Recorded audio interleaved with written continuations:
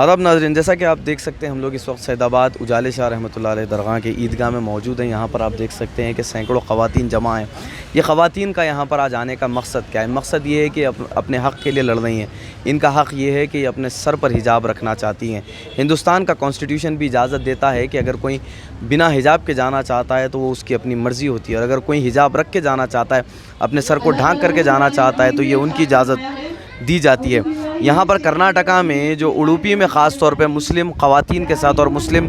लड़कियों के साथ जो जुल्म व ज़्यादती की जा रही है, उसके ख़िलाफ़ आज मुल्क भर में एहतजाज हो रहा है। कल आपने देखा कि कर्नाटका के कॉलेज में एक मुस्लिम लड़की, अकेली मुस्लिम लड़की को 10-20 वहाँ पर नौजवान या उससे ज़्यादा घेर लेते हैं आरएसएस के लोग, और फिर उसके बाद अकेली वो मुस्लिम शेरनी अल्लाह अकबर का नारा बुलंद करती है और वहाँ से चले जाती है। उसी नारे को लेकर के आज डीजेएस की ख़वातीन ने भी नारा लगाया कि डरते हैं आरएसएस वाले एक हिजाबी लड़की से। दोस्तों, डीजेएस की अगर आप हिस्ट्री देखेंगे तो 1983 4 दिसंबर को ये कायम की गई थी। 2013 में इसके फाउंडर के इंतकाल के बाद इसकी सर्विसेज को बंद कर दिया गया था, लेकिन उसके बाद 2017 से डीजेएस फिर से एक्टिव हो गई। और जब कभी भी मुल्क में मुसलमानों के ख़िलाफ़ किसी किस्म की साजिश या प्रोपेगेंडा किया जाता है तो डीजेएस के मर्द और डीजेएस की ख़वातीन एक बेहतरीन एहतजाज बुलंद करते हैं। उसी तरह आप देख सकते हैं कि मुस्लिम शेरनियाँ यहाँ पर मौजूद हैं। कुछ माएँ अपने बच्चों को लेकर के आई हैं तो कुछ ख़वातीन अपने फैमिली के साथ आई हुई हैं। कर्नाटक में तालीमी इदारों की इस्लाम दुश्मनी और हिजाब पर पाबंदी के ख़िलाफ़ मुस्लिम बाहिजाब तालिबात की हिमायत में और उनसे इज़हार यकजहती के लिए शहर हैदराबाद की मुस्लिम ख़वातीन और तालिबात ईदगाह उजाले शाह सैदाबाद में बड़ी तादाद में जमा हुई हैं, ताकि हमारी तरफ से ये स्ट्रॉन्ग मैसेज जाए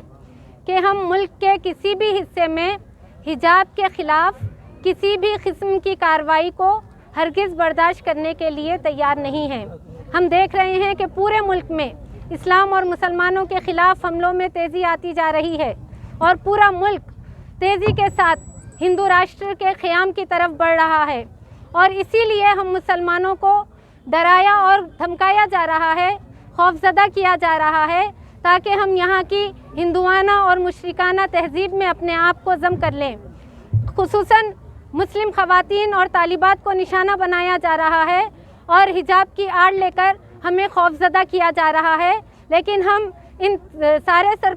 शरपसंदों को और बातिल की तमाम ताकतों को ये वाज़े तौर पर कह देना चाहते हैं कि हम मुस्लिम तालिबात और ख़वातीन अपने हिजाब से, जो कि एक इलाही हुक्म है, जो कि हमारा शियार है, हम उससे किसी तौर दस्तबरदार होने के लिए तैयार नहीं हैं, और ना ही हम हिंदुस्तान की हुकूमत और यहाँ की जो इंतज़ामिया हैं और यहाँ पर जो शरपसंदों का और फ़िरक़ा परस्त ताकतों का एक इक़्तिदार है, हम उनसे भी ये वाज़े तौर पर कह देना चाहते हैं कि आपकी इस्लाम दुश्मन कार्रवाइयाँ, इससे हम डरने वाले नहीं हैं। मैं कर्नाटक की बाहिजाब बहनों को सलाम पेश करती हूँ, उन्हें मुबारकबाद देती हूँ कि वो हिजाब पर पाबंदी के ख़िलाफ़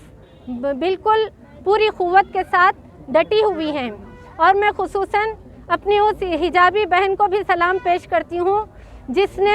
बातिल ताकतों के आगे नारे तकबीर अल्लाहु अकबर बुलंद करके हमको ये बता दिया है कि ये लड़ाई हमारी किसी दस्तूर के बचाव के लिए नहीं है, किसी आइन के तहफ़्फ़ुज़ के लिए नहीं है, बल्कि ये हम मुसलमानों की अपनी लड़ाई है। ये हमारे दीन और ईमान की लड़ाई है, ये हमारे शायर के तहफ़्फ़ुज़ की लड़ाई है, ये हिंदुस्तान में हमारे इस्लामी तशक्कुस की बरकरारी की लड़ाई है, ये हमारी लड़ाई है। और मैं खुसूसन उस तालिबा को मुबारकबाद पेश करती हूँ जिसने तमाम लिबरल्स और सेकुलरिस्टों को ये वाज़े तौर पर बता दिया है कि हम ये लड़ाई अपने इस्लाम के नाम पर लड़ेंगे। ये कुफ्र और शिर्क से तौहीद की लड़ाई है,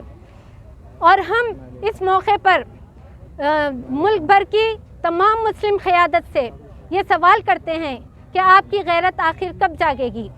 आप कैसे अपनी बेटियों को इस्लाम दुश्मन ताकतों के आगे अकेले छोड़ सकते हैं? आप खुदा के हुजूर क्या जवाब देंगे? और मैं उनसे मुअद्दबाना ये भी अर्ज़ करती हूँ कि खुदारा आप अपनी गफलतों और मसलहत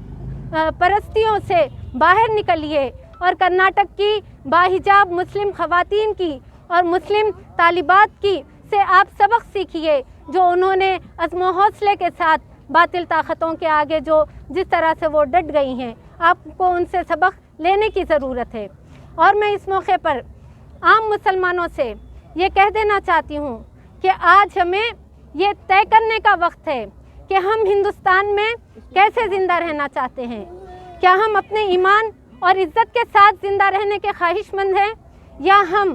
یہاں کی ہندوانہ اور مشرکانہ تہذیب میں ضم ہو کر رہنے کے خواہش مند ہیں؟ ہمیں آج یہ طے کرنا ہوگا، ہمیں آج یہ فیصلہ کرنا ہوگا کہ ہم ہندوستان میں اپنے ایمان اور عزت کے ساتھ زندہ رہیں گے۔ اگر ہم نے اسلام اور ایمان کا انتخاب اگر کر لیا ہے تو پھر ہمیں اپنے اندر عزم و حوصلے کو پیدا کرنا ہوگا، ورنہ ہم ہندوستان میں مسلمان بن کر نہیں زندہ رہ سکیں گے۔ نہ سمجھو گے تو مٹ جاؤ گے اے ہندی مسلمانوں، نہ سمجھو گے تو مٹ جاؤ گے اے ہندی مسلمانوں، تمہاری داستان تک بھی نہ ہوگی داستانوں میں۔ اور میں اس موقع پر اپنی تمام مسلم